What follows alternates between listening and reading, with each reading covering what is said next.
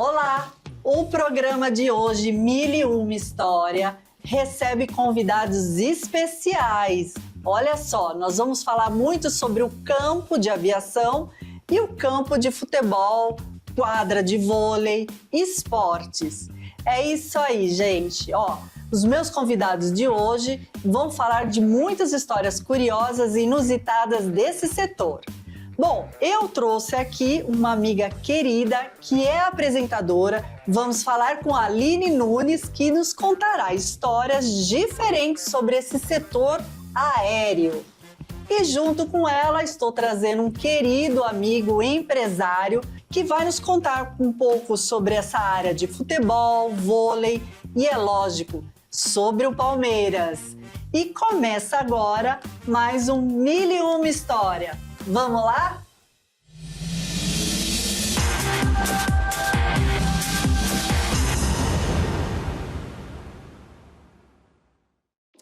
Gente, eu estou muito feliz em receber vocês aqui e muito curiosa para saber a história dos dois amigos aqui e querendo entender um pouco, né, Aline, o seu programa que é Conexões Aéreas, que você fala muito sobre, convive muito com essa coisa de avião, helicópteros. Me conta uma história desse seu setor aí, me fala. Olha, a história que eu vou contar é mais engraçada, né? Fazemos também a operação de crédito voltada para a compra da aeronave.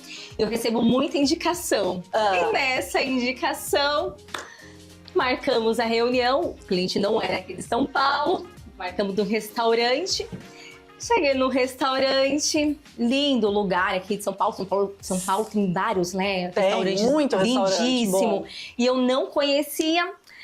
E ele começou a contar a vivência dele, do que ele trabalhava. E aí que... Você começou a perceber que tinha algum problema lá, né? O problema estava justamente no que ele fazia. Ele era agiota. Okay. E ele literalmente estava foragido. Não, não pode ser. Imagina, José Carlos, uma situação dessa. E aí? Eu fiquei assim... Porque quando você faz coisa errada, você não vai falar pra pessoa que você tá fazendo coisa errada. Ué. Ele simplesmente começou a contar que tava foragido fazia uma semana, que o pessoal tava procurando ele justamente pra matá-lo. Não, você tá brincando. Essa história tá demais. Gente, continua. Você não tem ideia. E aí, passando um tempo, né, falando lá sobre a operação voltada para a compra da aeronave dele, entrou um casal. Que aí, pra engajar mais a situação, começou a falar: meu, você é incrível, eu não acredito que você fez isso. E eu simplesmente, no meio deles lá... Da discussão. Eu fiquei... E eles falavam comigo, eu simplesmente concordava, mas eu tava morrendo de medo. Morrendo de medo de chegar o pessoal lá atirando neles. Nossa, não é possível. Você tá no meio do tiroteio. Eles estavam foragidos de uma proporção que estava passando ele, na época, nos jornais. Nossa, de verdade, eu fiquei, incrível. meu Deus do céu, que medo. Mas é isso que a aviação também nos proporciona. Não. Não é somente glamour. Não, e detalhe, para ela aprender que quando você for fazer entrevista ou conversar com alguém, é melhor dar uma pesquisada, né? Porque pode-se acontecer uma situação dessa. E eu, no meu programa aqui, Mil e Uma História, a gente adora saber dessas histórias, né?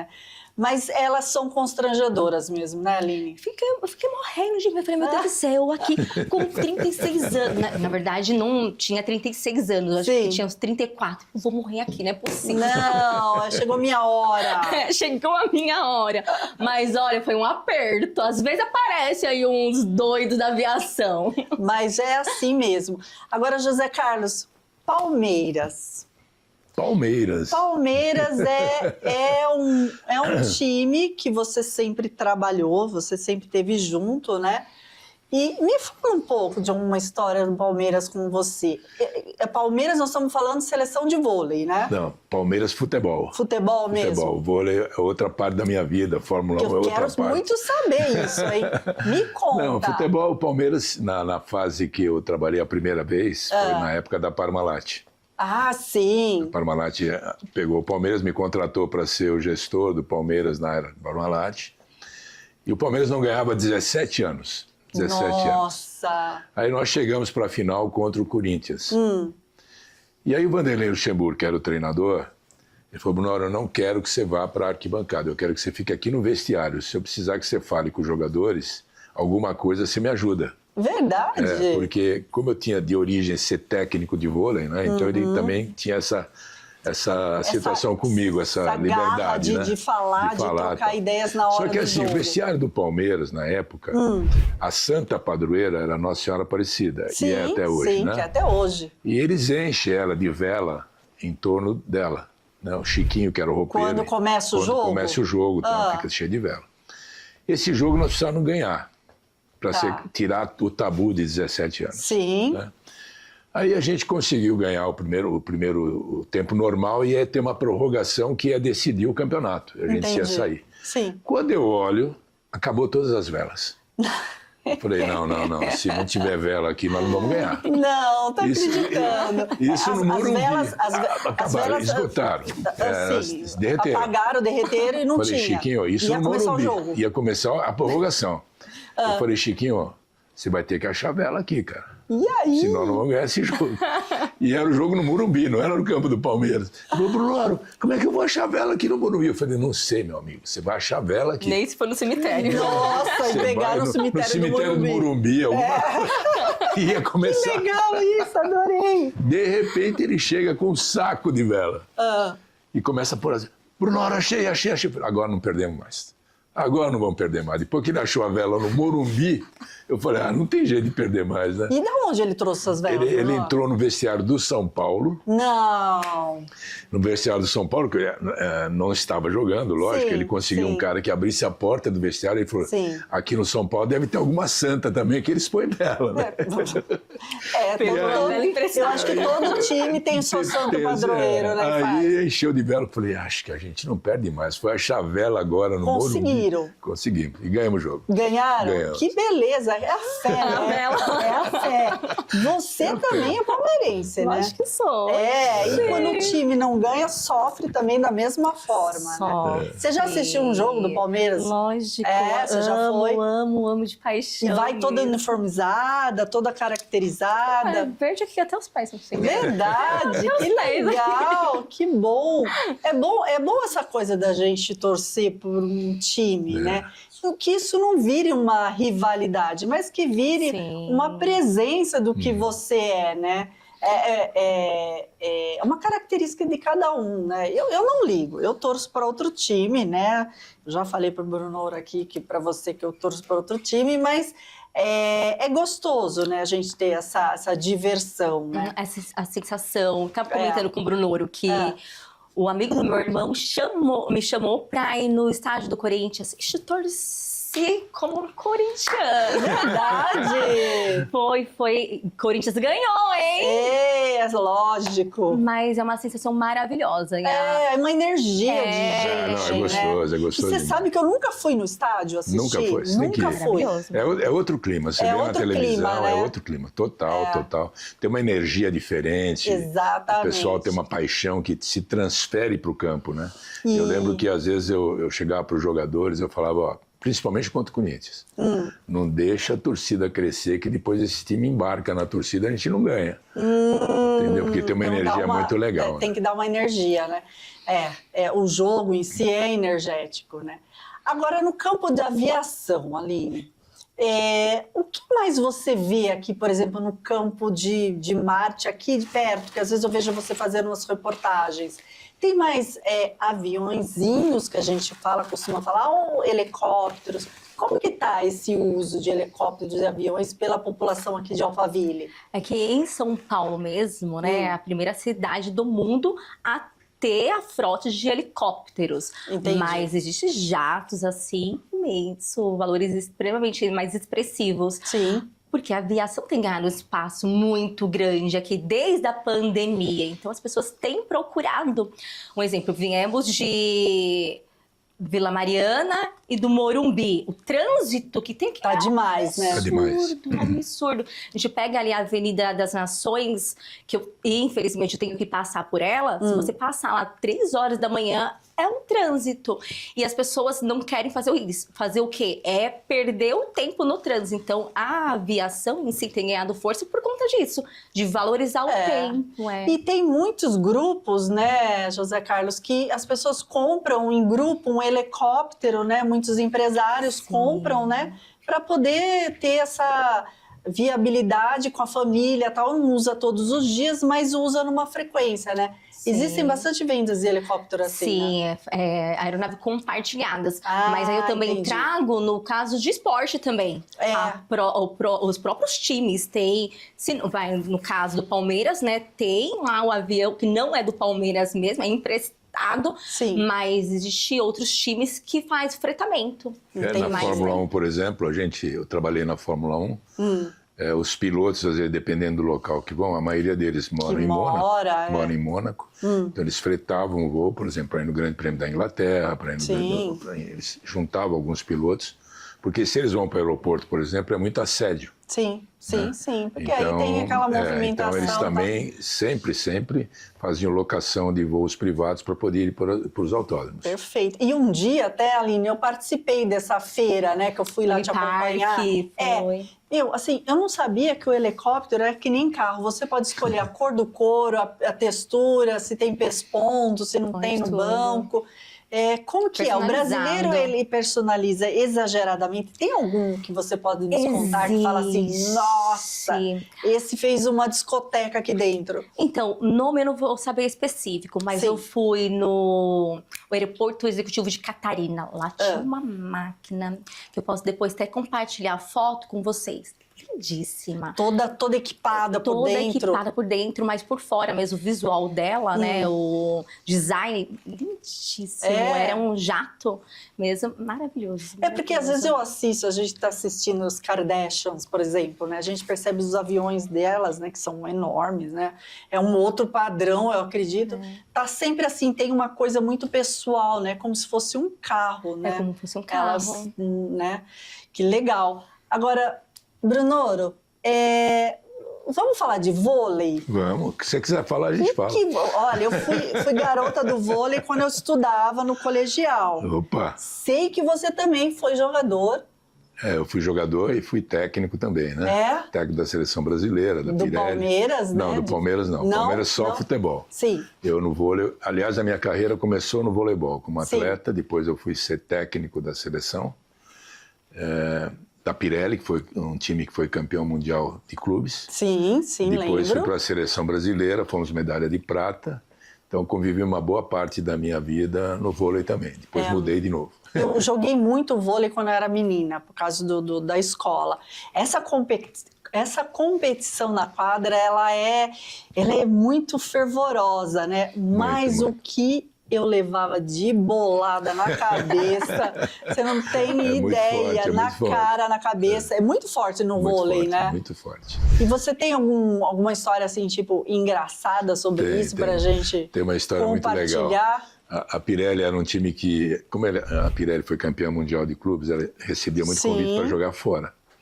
E a gente, para aproveitar a viagem, às vezes fazia excursões de 20 dias na Europa e tal. E um desses torneios foi na Holanda. Sim.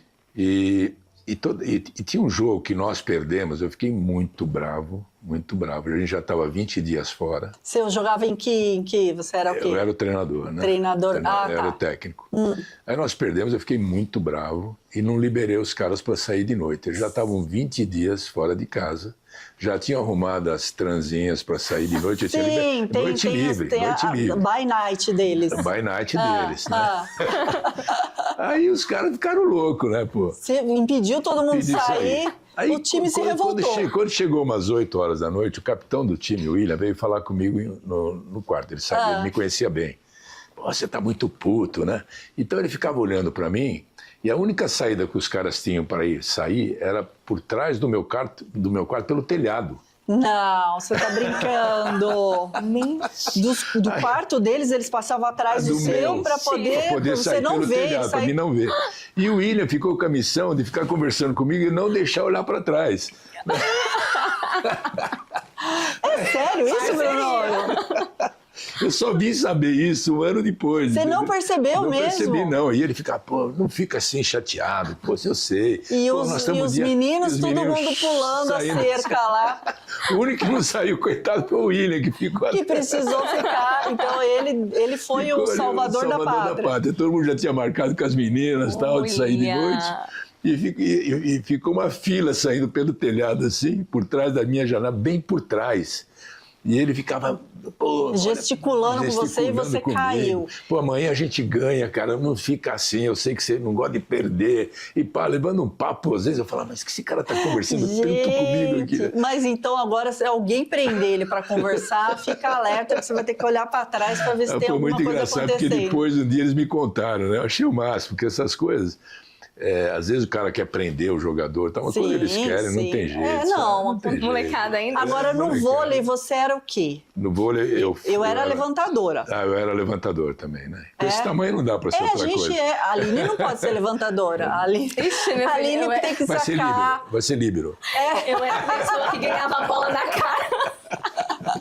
Eu era levantadora, adorava, porque a gente ficava bem assim na rede mesmo, né? Eu comecei como levantador também, depois larguei o vôlei para ser técnico. Né? Exatamente. E do técnico, você ser jogador para passar para o técnico, você absorve uma experiência muito grande do jogo que acontece na quadra. É sempre legal. Eu acho que se o cara foi jogador, ele tem a vivência do vestiário. Sim. Né, para levar como treinador. Isso. E tem a experiência de ter passado por vários treinadores.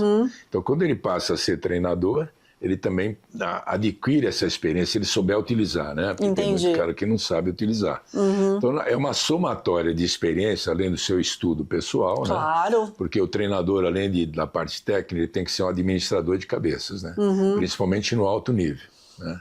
No alto nível são todas estrelas. Por exemplo, quando você é técnico de uma seleção, como eu fui da Seleção Brasileira de Vôlei, então você tem que saber que esses caras são estrelas no seu clube. Exatamente. Então você tem que saber lidar com esse ego, tudo isso. Né? Tem o ego, tem né? O ego isso todo. É interessantíssimo. Então, e aí você tem que... Eu sempre trabalhei assim, você respeitar as individualidades de cada um. Entendi. Cada um ser do seu jeito. Ok. Mas em torno do objetivo que a gente quer conquistar, todo mundo tem que ser igual. Tem que ser um igual, né? Porque é o time, é o né? time, é o time. E essa coisa de ego, Aline, a gente pode pensar nessa parte da aviação. Você voa bastante com helicópteros e aviões? Você é convidada para dar uns voos aqui por São Paulo? Como que é essa sua parte aérea? Sou, graças a Deus. E ainda eu falo, principalmente nas operações de crédito. Só vou te ajudar se me levar, se não me levar. E aí você só aproveita. Desconto se tiver. Aproveita, assim. Principalmente, eu falo que a aviação parece imensa, mas não é, ela é pequena mesmo. Então, os próprios pilotos mesmo, ele abre as portas. Posso falar de um exemplo do comandante Dato de Oliveira. Eu tenho uma paixão por ele. Verdade? Eu não conheço. Uma paixão. Você não conhece de verdade, mas ele estava no dia do evento. Tá. Mas não vai surgir a oportunidade para você quero muito. Conhecer. Até depois, se você quiser convidá-lo para fazer, eu ia ficar muito feliz de participar do seu programa. Ótimo. O comandante Dato, ele acabou de lançar um livro.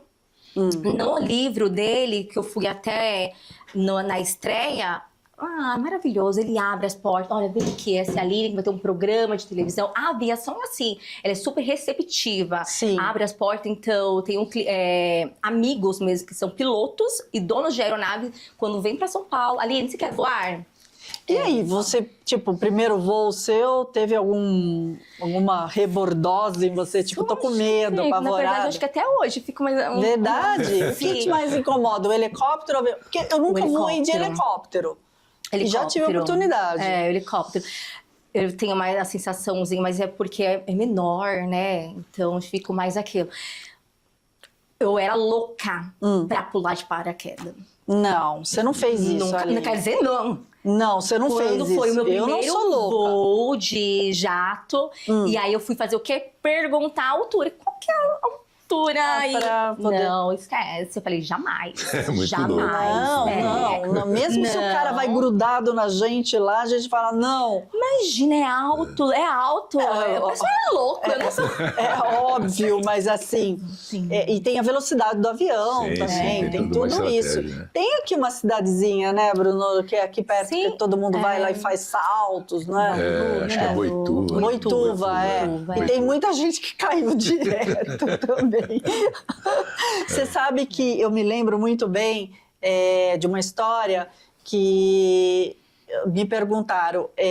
Ele tem um avião experimental e a gerente do banco falou assim, olha, se acontecer algo com ele, você não recebe o seguro de vida, porque avião experimental não cobre seguro de vida. Aí vendeu o avião, porque eu falei assim, não quero um experimental, porque eu não vou receber o seguro de vida se acontecer algo com você. Tem alguma coisa assim de seguro, né? Então, o seguro vai muito por conta do ano da aeronave também. Sim. Então, tem o casco, tem o ano da máquina, tem o ano o ano de vida do proprietário. Então, tudo entendi. bem estudadinho, mas também para você voar, você precisa ter um seguro. Exatamente. Não dá porque pra acontece, né? Agora, você, no seu programa, você vai entrevistar proprietários de avião, de helicópteros, e também vai falar um pouco sobre tráfico aéreo, né? Alguma coisa assim, não é? Sim, exatamente. Dá um spoiler pra gente entender o que é conexão aérea com a Aline. Isso, vão trazer entrevista com o próprio profissionais do setor da aviação, como também o proprietário. Tem um amigo, porque quando se fala da aviação mesmo, só pensa que é um bem de luxo. Sim. Mas hoje não é somente se trata de bem de luxo. Eu posso utilizar o próprio Paulo Marim, que é um dos meus clientes, que também topou em vir fazer uma matéria, mas voltado mais pela questão da economia. Ele falou, Aline, Que interessante. tem coisas que não conseguimos comprar. Mais um exemplo, eu consigo comprar o meu tempo junto com a minha família, porque chega num patamar financeiro da vida que nem tudo é dinheiro. Exatamente. É uma comodidade É uma também, comodidade. né? Porque a vida precisa tá muito rápido, né? Exatamente. Então, os momentos em família com os amigos valem muito mais. Então, as pessoas estão valorizando. É isso, não é a questão do luxo da aeronave. Porque a aeronave, para o empresário, ela só serve como algo que acelera o tempo. Daqui de São Paulo para Goiás, para Santos, que quer descer para a praia, né? A gente vê muito movimento disso, né? Para a praia, né? Ubatuba, né? E é engraçado que aqui no Brasil ainda não está utilizando, mas, por exemplo, de Nice para Mônaco, quando você desce em Nice para Mônaco, tem um táxi helicóptero. Então, em vez de você ir de carro, você vai de helicóptero para Mônaco. Entendi. São 8 minutos. De carro vai levar 1h30. 8, 9 minutos. Não? Então a pessoa, se por exemplo, é mais vantagem para ele, se ele for de carro com os amigos, sai mais barato alugar um táxi. Mas se ele for sozinho, é melhor ele ir de helicóptero junto com mais 8 pessoas que cabem no helicóptero. E aí eles fazem uma combinação. Que dia que vai descer, que dia que vão fazer, tem papel. Então esse táxi é de hora em hora para Mônaco, de Nice para Mônaco. É bem legal. E a paisagem não preciso nem falar, né? Nossa, o lugar é maravilhoso. É maravilhoso, né? É muito legal. Ô, Bruno, você gostaria, assim, de... Você ainda continua jogando? Não, jogando não dá mais não. Porque esporte é saúde, tá? Tem uma prótese no joelho, outra prótese nesse joelho. Verdade. 2 cirurgias de hernia de disco, esporte é saúde. Mas por você ser o levantador e jogado muito tempo em alto nível, né? Verdade. Porque na realidade você é teste humano para o ser humano normal. Então você a sua resistência até onde vai, né? Vai até onde vai, né? Então você vai para o limite, né? Então eu sempre brinco nas minhas palestras que esporte é saúde, então prótese. Então eu não jogo mais não. Esporte é a área da saúde, né? Todo mundo gosta, então, né? Não jogo não, mas acompanho, lógico, eu trabalho no esporte ainda, né? Então. Eu tenho trabalho num projeto bem legal, um projeto de futebol de base, né? Só com garotos de periferia. Ah, que legal! A gente trabalha em Campo Limpo, em outros CDCs da prefeitura de periferia, no meio da favela. Que são incentivadores, né, para a saúde, para o jovem, né, para fazer esporte. E é bacana esporte. porque é dentro das favelas, né? Então você tira o menino dali do vício, claro, praticar, muito legal. Porque muito legal. A criança está tão desocupada que quando coloca no esporte ela se incentiva, né? Esse e isso projeto faz chama, bem. inclusive, Vital. Vital, Projeto Vital. Academia de Futebol Vital. Né? Que legal! Bem legal. Então é bem gostoso nessa fase, a gente está trabalhando com isso, né? A gente trabalhou em tantos alto nível e tal, mas isso também é um alto nível de percepção social, né? Nossa, e eu tô lembrando, você tá falando isso de vôlei, eu me lembro que a gente ficava na quadra de vôlei e fazia paredão. E tinha que fazer com outro braço, e tinha que fazer com esse braço. É cansativo. Não era cansativo, mas era tão bom, né, Bruno? Era tão gostoso. A iniciação do vôlei era um pouco chata, né? Sim, porque é muito repetitivo. Né? E o vôlei é mais parado do que o basquete, mais parado. Né? Então, se for ver a atividade a motivação do vôlei é o ataque, né? O basquete é a cesta, o futebol é o gol, né? Então é um pouco diferente, mas é muito gostoso de jogar. É muito gostoso. E você faz algum esporte, Aline? Não faço. Então puxa a orelha dela. Puxa, pode deixar. Temos que fazer esporte, porque olha, amiga... Agora é engraçado, por exemplo, na Fórmula 1, por exemplo, que eu fui manager do Pedro Paulo Diniz, né? Sim. Diniz. A Fórmula 1, o cara fala, ele está dentro do carro e tal, ele precisa ser um super atleta. Claro, resistência muscular, e além da parte, né? por exemplo, quando ele, a parte cardíaca também, né? Quando ele faz uma ultrapassagem, por exemplo, ele sai de 140 para quase 200 batimentos. Para batida, porque é emocionante, né? Isso, por mais que ele seja craque, né? É um esporte sentado, mas que você faz uma atividade física impressionante. Você precisa ser um super atleta para ser piloto de Fórmula 1. Olha, não sabia não. É muito doido, é um treinamento muito forte, além de treinamento de braço, de pescoço. E eu acho que quem também pilota, né, um helicóptero, um avião, tem que ter resistência. Como a gente, né? Bom, também tem que ter resistência para participar do programa 1001 Histórias, que já está terminando. Amei ter vocês aqui, gente, amei saber um pouco desse campo aéreo e do campo de voleibol, de também, né, futebol, vôlei. Enfim, gente, 1001 Histórias já está acabando. Pode ser com algum gol bom ou pode ser com alguma aeronave aí num voo turbulento, mas a gente terminou bem essa história. Muito obrigada por vocês terem vindo. E é sobre isso, gente. 1001 Histórias. Tchau, tchau!